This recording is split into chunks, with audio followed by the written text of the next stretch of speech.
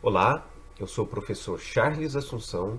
Nesse vídeo nós vamos falar sobre conexões e acessórios. As conexões ou acessórios são fundamentais no sistema de tubulação industrial porque eles vão nos auxiliar nas mudanças de direção, nas derivações e assim por diante. Então o objetivo desse vídeo é apresentar quais são essas opções ou os principais acessórios e conexões que existem para que nós possamos aplicar nos sistemas de tubulação industrial.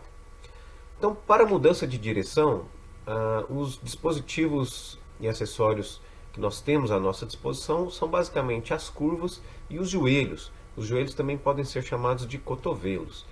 Eles são muito semelhantes se a gente olha de uma forma meio desatenta, mas eles têm uma diferença fundamental. As curvas, elas fazem a mudança de direção, seja de 90 graus ou 45 graus, que são os ângulos mais comuns, de uma forma mais suave. O joelho, ele vai fazer essa mudança de direção de uma forma mais abrupta. Então percebam aqui, nessa curva de 90 graus, a gente percebe uma certa continuidade, uma suavidade na trajetória. Aqui é uma mudança mais abrupta, mais seca, sem aquela concordância no ângulo aqui. Então o ângulo de 90 graus aqui ele ocorre de uma forma mais abrupta do que aqui. Isso vai causar uma diferença no escoamento. Naturalmente, numa curva o escoamento ele vai mudar de direção, isso vai causar uma perda de carga, mas como essa mudança de direção ocorre de uma forma mais suave, a perda de carga gerada sempre será menor do que num joelho. No joelho aqui, especialmente nessa região, a gente vai ter uma aresta muito acentuada, que pode gerar um descolamento ali do escoamento, que vai provocar bastante turbulência e perda de carga. Conexões para derivações, então a gente tem o T, aqui é 90 graus, nós temos a derivação Y, que faz uma derivação mais suave, então vai tender a gerar uma perda de carga, uma turbulência menor. Nós temos a cruzeta, que aí permite saída em 4 pontos, aqui, diferentemente aqui que são 3 pontos. As reduções para alteração de diâmetro, aqui nós temos duas reduções soldadas, uma redução concêntrica e uma redução excêntrica. Mais à frente nós falaremos um pouquinho mais a respeito da diferença de uma e para a outra, mas essas conexões são aplicadas quando a gente precisa de fazer a alteração do diâmetro. Nesse caso aqui, conexões soldadas. Quando a gente tem conexão rosqueada, então a gente tem simplesmente a bucha de redução, que é esse componente, onde nós temos uma rosca externa e uma rosca interna. Então essa rosca externa será conectada a uma rosca interna de um tubo de maior diâmetro, e depois o tubo de menor diâmetro será conectado nessa rosca interna. As conexões para fechamento de extremidade, no final de linha, a gente precisa fazer um fechamento ali, a interrupção, para não permitir o escoamento. Então nós temos o tampão, também chamado de cap. Nesse caso aqui a gente tem um tampão soldado, um tampão rosqueado. Se a extremidade é rosqueada com rosca interna, nós temos o bujão. O cap aqui, a rosca no tubo, é do lado externo. E se a extremidade é flangeada, então naturalmente nós vamos ter um flange cego para fazer esse fechamento de extremidade. E para fechar, vamos falar um pouquinho sobre juntas de expansão. São dispositivos que vão fazer a união entre dois trechos de tubos, mas que têm algumas características importantes na instalação que justificam a sua aplicação. Então, um deles é quando existe um espaço insuficiente para uma trajetória que absorva as deformações. Nós falaremos mais à frente sobre arranjo de tubulação, e é interessante que muitas vezes a tubulação sofra mudanças de direção para que essas mudanças de direção absorvam o movimento da instalação, as dilatações, as vibrações. Mas quando o trecho é retilíneo ou não permite esse desvio de direção, essa mudança de direção, então se aplica ali uma junta de expansão para permitir esse movimento e essa absorção de vibração. Tubulações de baixa responsabilidade é importante porque a junta de expansão é um ponto muito frágil, ela não vai suportar grandes pressões ou até mesmo temperaturas. Tubulações de diâmetro muito grande, Para diâmetros muito pequenos também fica difícil porque a confecção dessas juntas de expansão é bastante complicada se as dimensões são pequenas.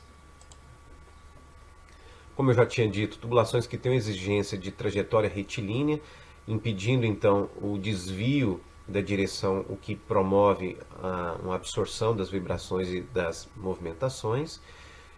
E tubulações sujeitas a vibrações de grande amplitude. Então, esse dispositivo ele vai funcionar como esse absorvedor de vibrações e de deslocamentos.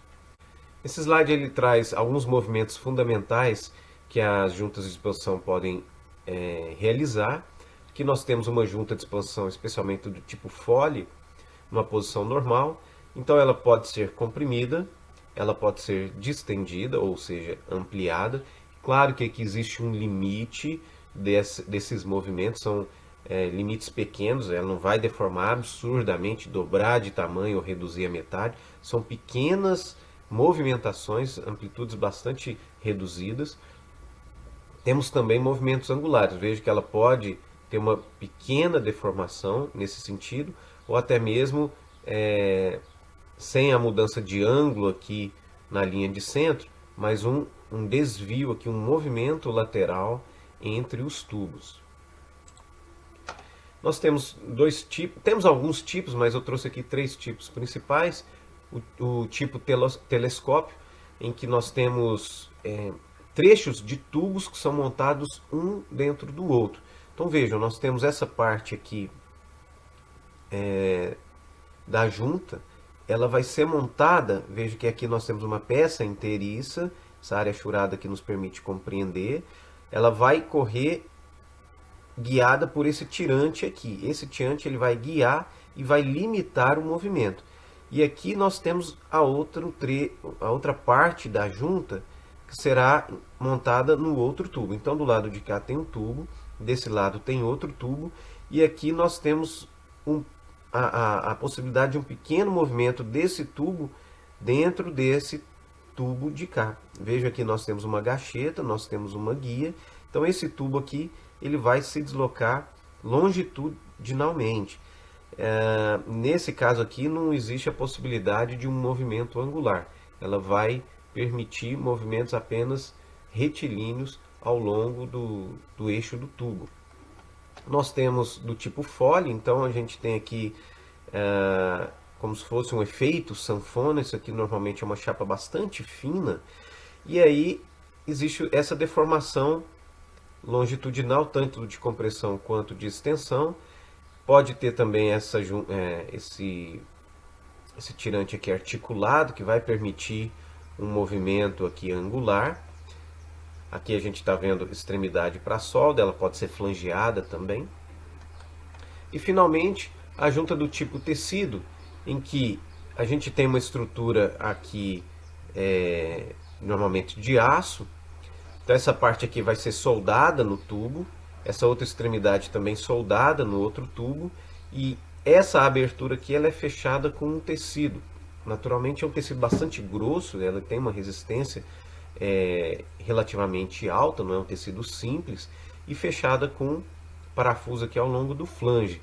E aí a gente cria então uma zona aqui de bastante flexibilidade, podendo absorver movimentos de longitudinais aqui ao longo da linha do tubo, do eixo longitudinal do tubo, movimentos também, pequenos movimentos angulares e até mesmo de torção. Ela permite um leve movimento de torção. Esse tipo de junta é bastante utilizado em saída ou entrada de exaustores, por exemplo, porque o exaustor ele vibra muito, especialmente na partida e no seu desligamento. Então ele promove uma vibração bastante elevada, e para que essa vibração não seja transmitida para o sistema de tubulação, para a estrutura, adota-se então esse tipo de junta de expansão que é bastante comum. Com esse slide, então, eu finalizo essa breve aula sobre alguns acessórios, ou os principais acessórios utilizados nos sistemas de tubulação industrial. Eu espero que tenha ficado claro para você. Em caso de dúvidas, não hesite em entrar em contato. Eu espero que você acompanhe o próximo vídeo. Obrigado pela atenção e até lá.